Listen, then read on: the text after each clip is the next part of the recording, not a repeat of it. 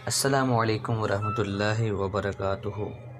معزز سامعین کرام، کیا آپ جانتے ہیں کہ 19 مارچ 1935 میں کیا ہوا تھا؟ اگر نہیں تو چلیے میرے ساتھ، میں آپ کو بتاتا ہوں کہ کیا ہوا تھا۔ 19 مارچ 1935 غازی عبدالقیوم شہید رحمۃ اللہ تعالی علیہ کا مبارک شہادت کا دن ہے۔ غازی عبدالقیوم کا تعلق غازی آباد ضلع ہزارہ کے رہنے والے تھے۔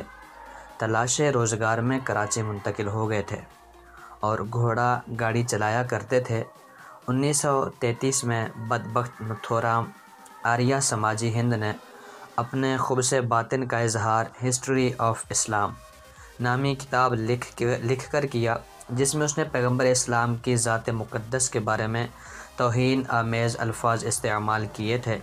اس حرکت سے مسلمانوں میں سخت غم اور غصہ پیدا ہو گیا۔ اس ملزم کے خلاف فوجداری مقدمہ قائم ہوا اور اس کو 1 سال قید اور جرمانے کی سزا دی گئی، لیکن کراچی کے جوڈیشنل کمشنر نے اس کی عبوری ضمانت منظور کر کے اس کو رہا کر دیا۔ نتھورام کا مقدمہ جس روز سندھ ہائی کورٹ میں 2 انگریز ججوں کے سامنے پیش ہونا تھا، اس دن عدالت کے باہر ہندو اور مسلمانوں کی بہت بڑی تعداد موجود تھی، جو فیصلہ سننے کے انتظار میں تھے۔ غازی موقع ملتے ہی کورٹ روم میں داخل ہونے میں کامیاب ہو گئے۔ آپ نے موقع ملتے ہی اپنے نیفے میں چھپا ہوا خنجر کو نکالا اور عقاب کی طرح جھپٹ کر اس ملعون کے جسم میں اتار دیا، اور اس خیال سے کہ یہ بدبخت کہیں زندہ نہ بچ جائے، غازی نے ایک بھرپور وار اس کے گردن پر کر کے اس کی شہ رگ کو بھی کاٹ دیا۔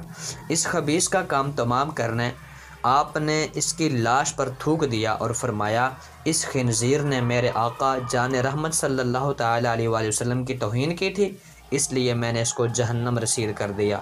اس کے بعد آپ نے نہایت اور سکون سے اپنے آپ کو گرفتاری کرنے کے لیے پیش کر دیا۔ سیشن کورٹ نے آپ کو سزائے موت کا حکم سنایا۔ کہا جاتا ہے کہ یہ سزا سن کر آپ خوشی اور مسرت ضبط نہیں کر سکے اور آپ نے اللہ کی حمد و ثنا کی۔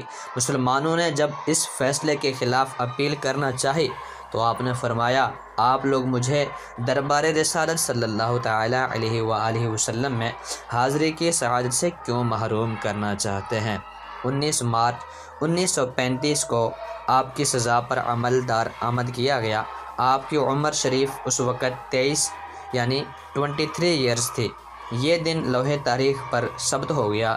غازی عبدالقیوم شہادت سے ہمکنار ہو کر اس دنیا فانی سے کوچ کر گئے۔ انا للہ و انا الیہ راجعون۔ اللہ تعالیٰ کی بارگاہ سے دعا ہے، اللہ تعالیٰ ہمیں ان کے فیضان سے مالا مال فرمائے، آمین۔